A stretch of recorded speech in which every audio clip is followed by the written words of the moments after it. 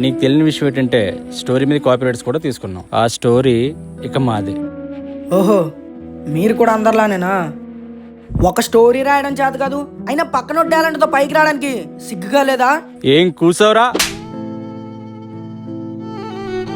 ఇంకొక మాట మాట్లాడావో నేనేం చేస్తాను నాకే తెలియదు. ఒక్కసారి కాదన్నా 100 సార్లు అంటాను. అయినా మీలా స్కిల్ లేని వాళ్ళంతా మాలాంటి వాళ్ళ స్కిల్ మీద బతకడమే కదా. కష్టపడి రాసుకున్న స్టోరీ ఏదో నీ స్టోరీలో అప్లోడ్ చేస్తావు. రేయ్, అది నేను డైరెక్ట్ చేశాను కాబట్టి మిలియన్స్ క్రాస్ అయిందిరా. నా స్టోరీ కోసం నాకు చెప్తున్నావా? అది నువ్వు గనక తీసుంటే సగం కూడా క్రాస్ అయ్యేది కాదు. ఇదేదో అయిపోయింది. నెక్స్ట్ ఇంకో స్టోరీ రాసి తీసి చూపిస్తా. నీకంత సీన్ లేదురా. ఆయన నిన్నెవడి ఫీల్డ్లో తీసుకుంటాడు? వెయిట్ చేయి, నేనేంటో చూపిస్తా. అది చూద్దాం. ముందు ఇక్కడి నుంచి బయలుదేరు. చూస్తాను వీడేం చేస్తాడో. నీకు ఈ ఫీల్డ్లో లైఫే లేకుండా చేస్తానరా. సినిమాని నమ్ముకుంటే ఉన్నదమ్ముకున్నట్టే.